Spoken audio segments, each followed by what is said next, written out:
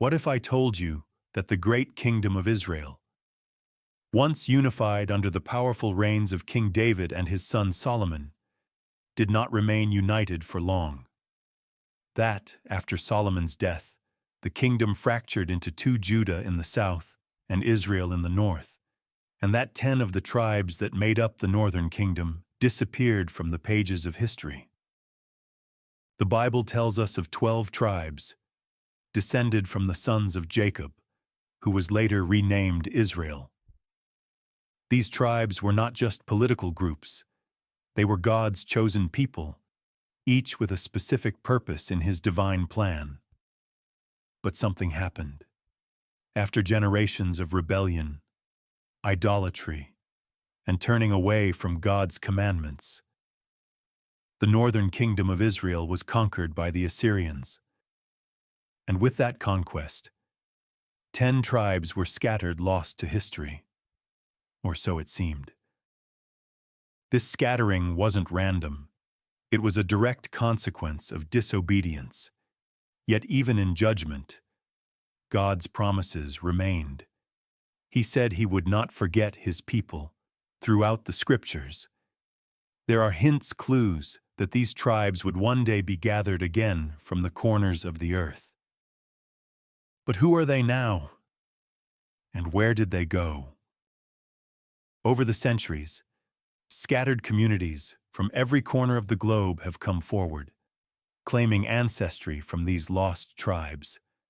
From the Beta Israel of Ethiopia, to the B'nai Menashe of India, to tribes in Central Asia, even indigenous groups in North and South America, many have maintained ancient customs, traditions, and oral histories that mirror those found in early Hebrew culture. Are these just coincidences, or breadcrumbs pointing back to something much deeper?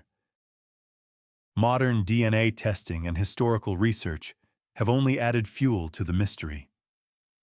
Some findings are inconclusive, others are startling, but beyond the genetics, the spiritual question remains. What role do these lost tribes play in God's unfolding plan for the world?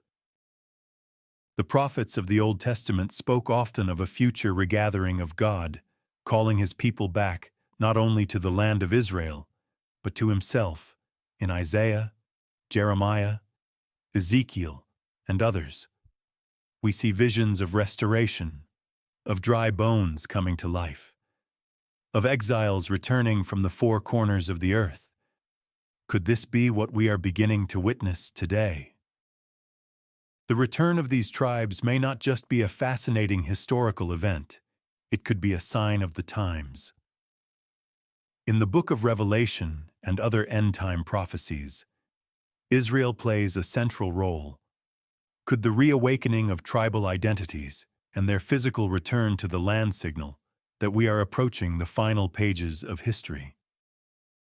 As we journey through Scripture, history, and the modern claims of lost tribe descendants, one truth becomes clear. God's covenant with Israel was never forgotten. Even when they were scattered, God's eyes were on them.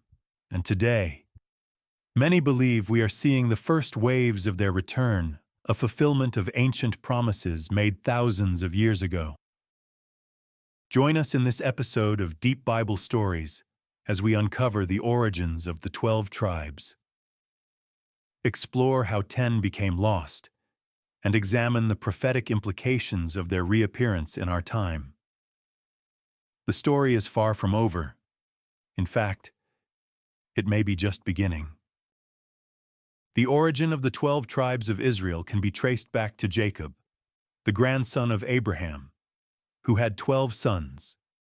In a pivotal moment, Jacob wrestled with God and was renamed Israel, meaning one who struggles with God. His 12 sons became the patriarchs of the 12 tribes of Israel, each inheriting a specific portion of the Promised Land. The sons of Jacob and the tribes they fathered are Reuben, Simeon, Levi, Judah, Dan, Naphtali, Gad, Asher, Issachar, Zebulun, Joseph, whose two sons Ephraim and Manasseh each received their own inheritance, and Benjamin.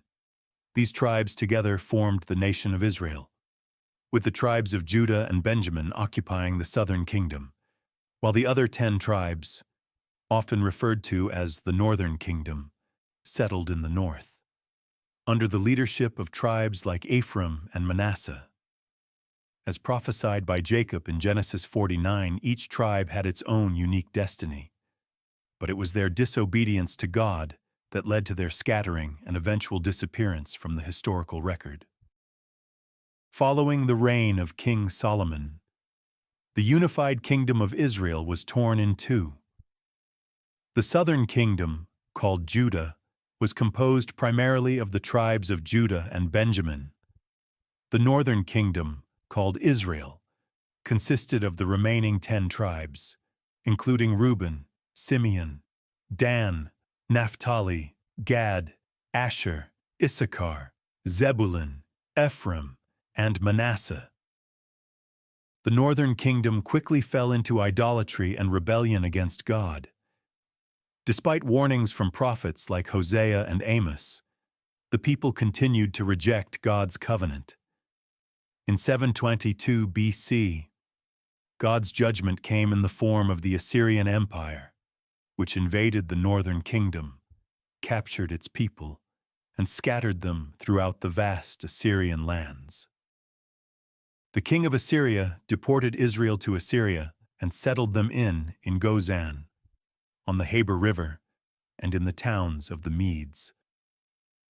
These 10 tribes were dispersed across the Assyrian Empire, and over time their identity as distinct tribes became blurred, earning them the title of the Lost Tribes of Israel.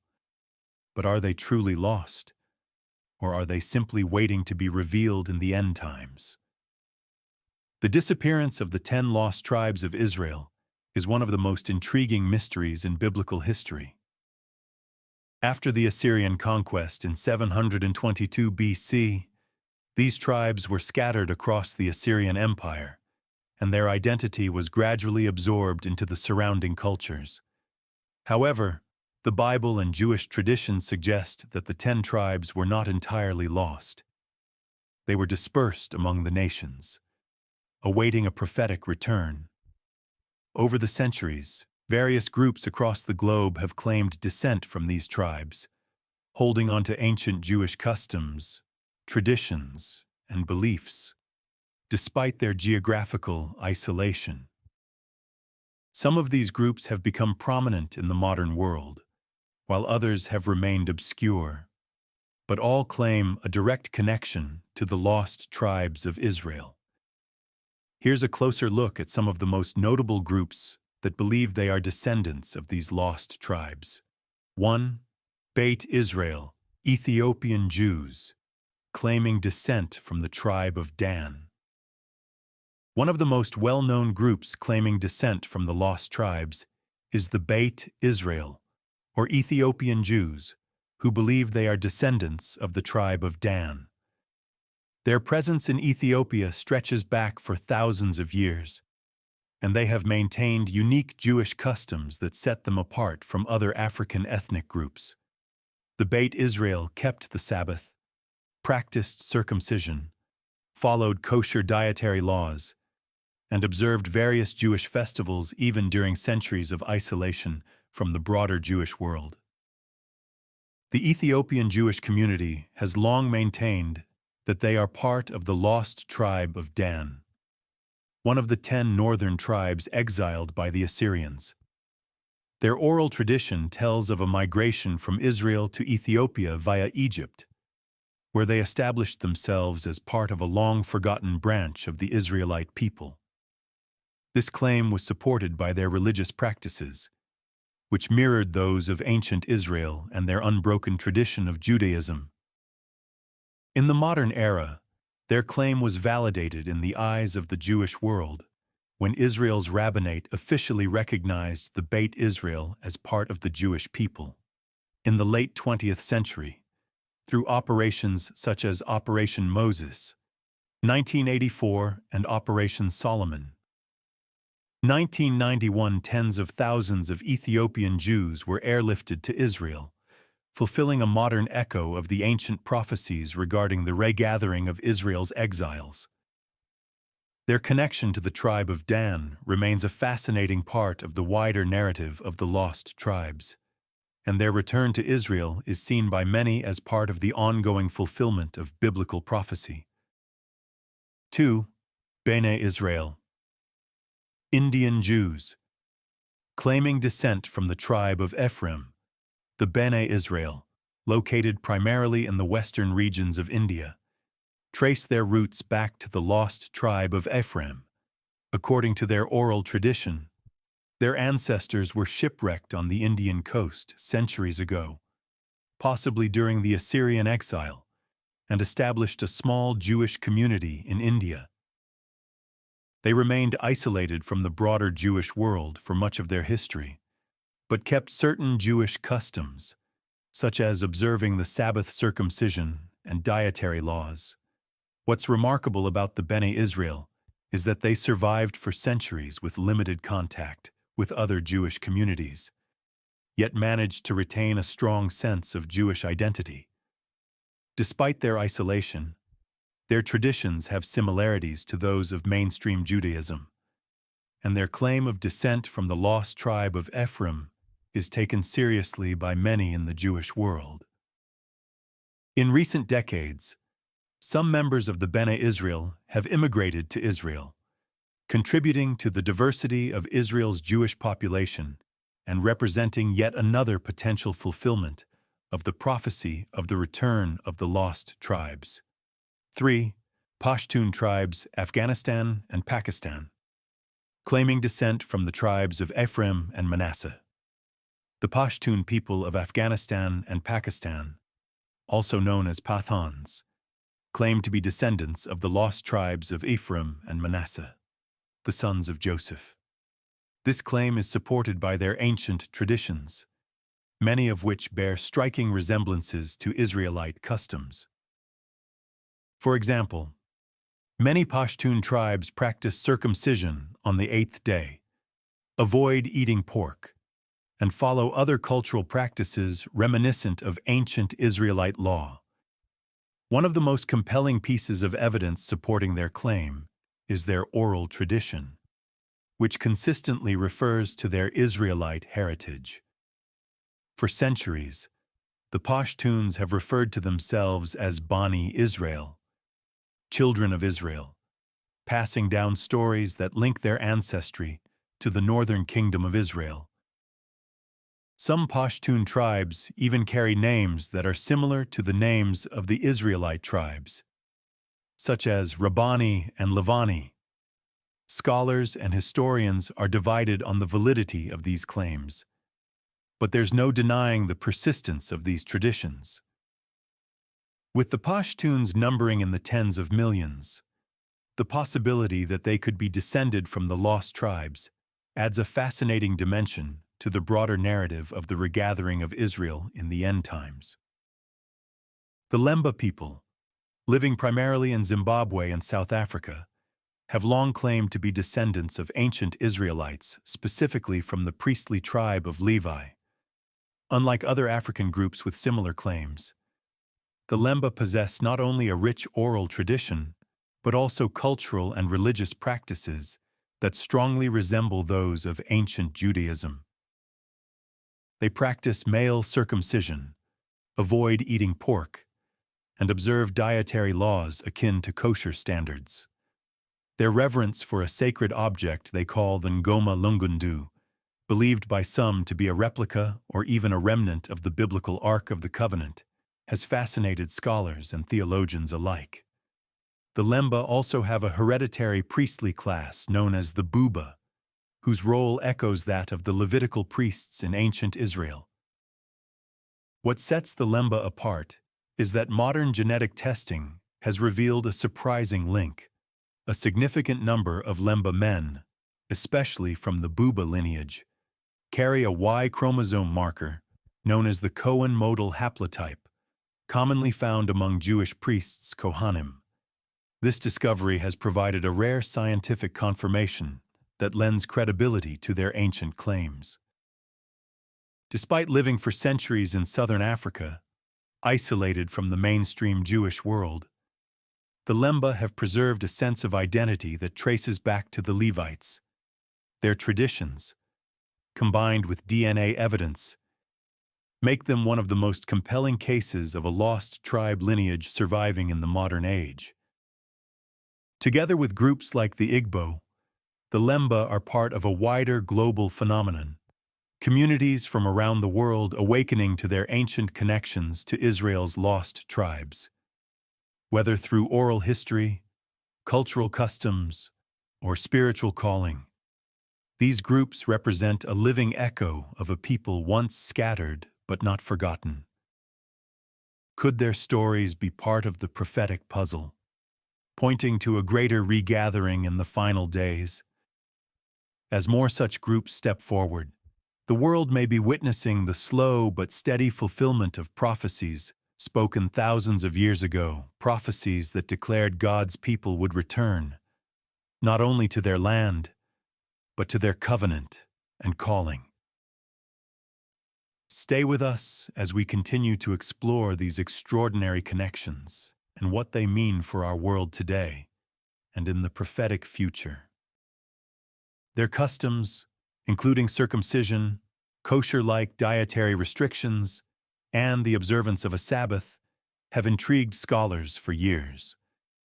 Recent DNA testing has lent some credibility to their claims.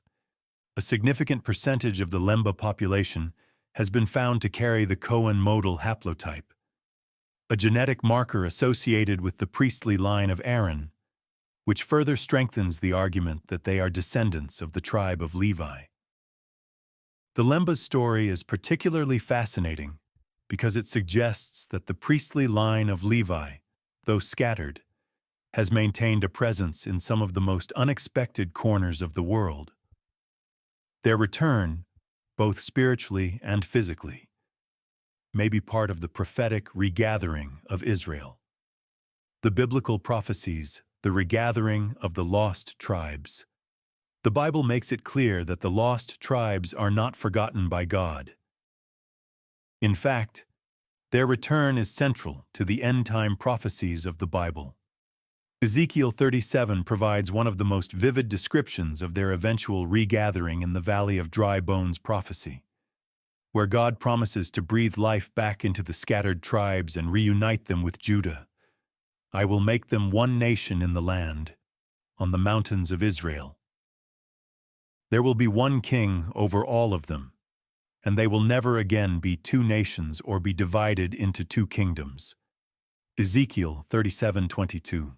This prophecy foretells a future time when the lost tribes of Israel will be restored and reunited with the southern kingdom of Judah, forming a single, unified Israel under the Messiah. This event is seen as a key moment in the unfolding of God's plan for the end times. In Isaiah 11:12, the prophet speaks of the second regathering of Israel, indicating that God will reach out once more to reclaim his people from across the world. He will raise a banner for the nations and gather the exiles of Israel. He will assemble the scattered people of Judah from the four quarters of the earth. This verse is not just about the return from Babylonian exile. It points to a much larger event, a global regathering that includes the lost tribes of the northern kingdom. Many believe that this prophecy is being fulfilled in part through the return of groups like the Beit Israel and Bene Israel, and that the ultimate fulfillment will come with the return of all 12 tribes to their ancient homeland. In Revelation 7, we also see the 12 tribes of Israel represented once more, as 144,000 individuals, 12,000 from each tribe, are sealed for protection during the Great Tribulation. This passage reaffirms that even the lost tribes have a part to play in God's final plan for humanity. Then I heard the number of those who were sealed, 134,000 from all the tribes of Israel. Revelation 7:4. The return of the lost tribes is not just a historical curiosity. It is a crucial part of biblical prophecy that will culminate in the Messianic age. According to the Bible, the lost tribes will be restored, reunited with Judah, and will play a significant role in the end times, particularly in the establishment of God's kingdom on earth. This regathering will be a supernatural act of God, a sign that the final days are near. As groups claiming descent from the lost tribes continue to emerge, the world watches for the fulfillment of these ancient prophecies. Their reappearance is a reminder that God's promises never fail, and that the return of the Messiah is drawing closer. The story of the 10 lost tribes of Israel is not over. The story of the lost tribes is more than a historical mystery. It's a living testimony to God's faithfulness across the ages. Though scattered, though hidden, they were never abandoned. And now, piece by piece, their story is being rewritten not in myth or legend, but in real lives, real places, and unfolding prophecy. Take the Beta Israel of Ethiopia.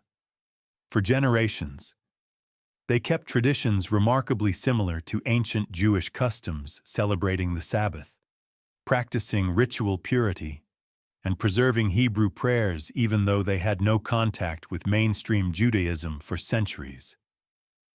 In the late 20th century, something miraculous happened. During Operation Moses and Operation Solomon, thousands of Ethiopian Jews were airlifted to Israel in a dramatic fulfillment of Isaiah's words. They shall fly as doves to their windows. Many saw these events not merely as humanitarian missions, but as signs of prophecy in motion.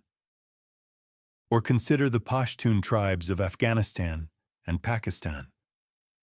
With a population in the tens of millions, some scholars and local traditions suggest they could be descendants of the tribes of Ephraim, Manasseh, or even Reuben.